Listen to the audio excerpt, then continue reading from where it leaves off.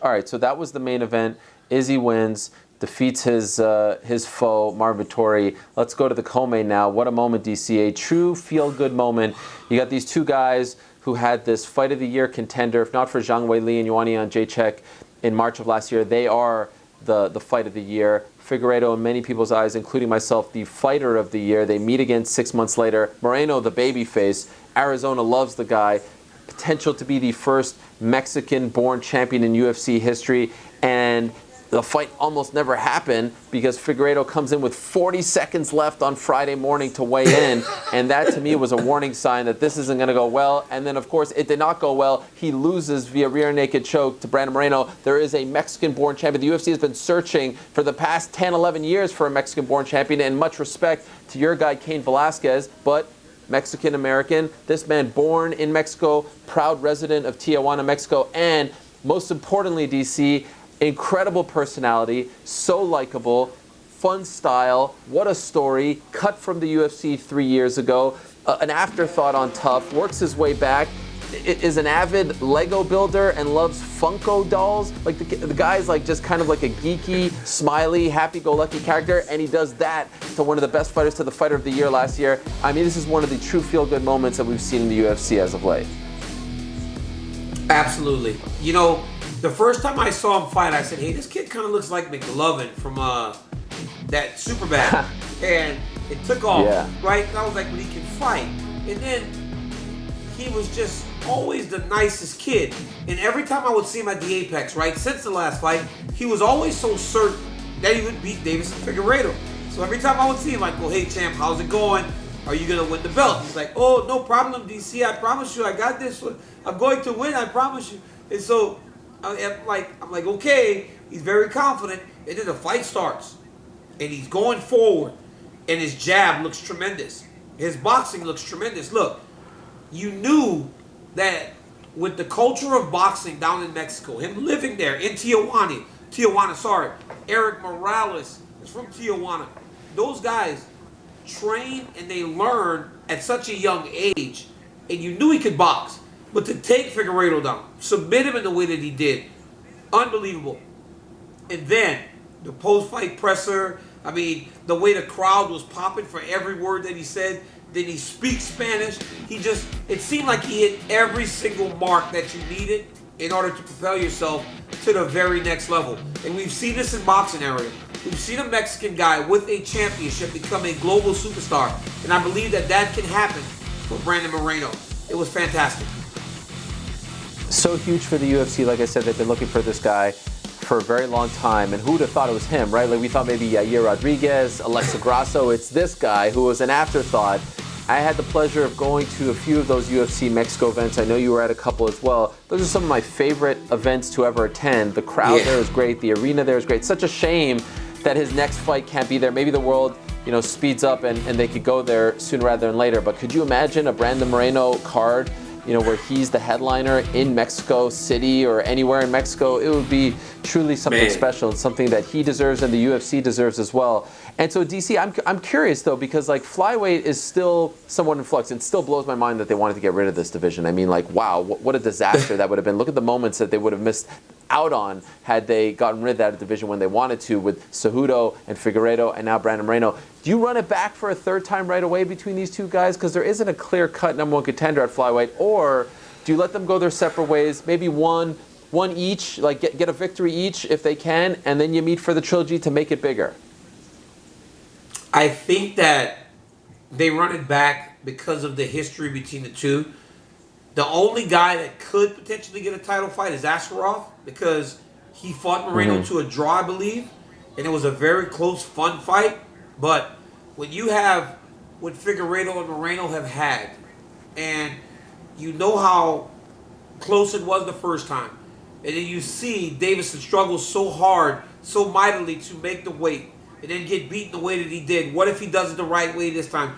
Anytime there's questions in regards to fights, that's your friend as an organization. And there are still questions, right? Like, was Deiveson's weight the issue? Why did he fight so differently? Why was he so reserved? Why was he not the ball of fire that we're accustomed to? Hell, even Dana White said it. He goes, I thought it would have been very difficult for Brandon Moreno to win the fight. Well, not only did he win the fight, he went out and dominated the fight. This was not competitive, but I do believe a third match can be warranted. But if they decide to give it to Askarov, I think that the history that they have will make it okay. Even though people may say, you know what, we don't know this guy as much, but they have that draw that makes it interesting. I wouldn't be surprised if they do the trilogy right away. I would advise against it. Let them each get a fight under their belt, and hopefully they both win for the sake of the rivalry, and they get to meet again. It's tricky, though, because you talk about a guy like Askarov, like, he is no slouch. He can easily win that fight, and now the whole thing is ruined. I do wonder, though, if Figueiredo will test the waters at 135. This is problematic. He is cutting a lot of weight, and he looks to be very dehydrated and very frail when he steps on the scale. Again, 40 seconds remaining, he stepped on the scale on Friday. So it'll be interesting to see what they push for. But honestly, I wouldn't be surprised if they run it back, just because, I mean, Figueiredo's just so much more well-known now than an Askarov or anyone else in the upper echelon of the flyweight division. Those scenes in Mexico City and at the gym and all that stuff, like, this is the stuff that we love. Like, it's just amazing to see the explosion of the sport. Like, you saw Kamaru Usman back home in Nigeria. Like, I feel like in the last year or so, we've really seen a change in what these victories for fighters outside of America mean for their communities, and it really is a testament to the sport's growth. And it's really cool to see for, like, people like us that have watched it and been a part of the sport, to see things like them being just, like, crowded around and showered with praise. So happy for Moreno. What a great guy. No one says a bad thing about him. And I feel for Figueiredo, but just a beautiful, I mean, look at that, a mural. I mean, look at that, a mural painted of him a day later, DC. How do they do that? They did this thing overnight. But look, I was in Mexico City with Kane, and the love that Brandon Moreno is going to get is going to be very reminiscent of what we saw for Charles Oliveira, if not bigger and badder. Kane was a Mexican-American. He was born in America. Even though it's Yuma, Arizona, and you could walk to across the border to Mexico, he got swarmed everywhere. For this kid that lives there, that trains there, he is going to be a star like we haven't seen for a long time. But now it's like, hey, the champions from when Ngannou won his belt, swarmed.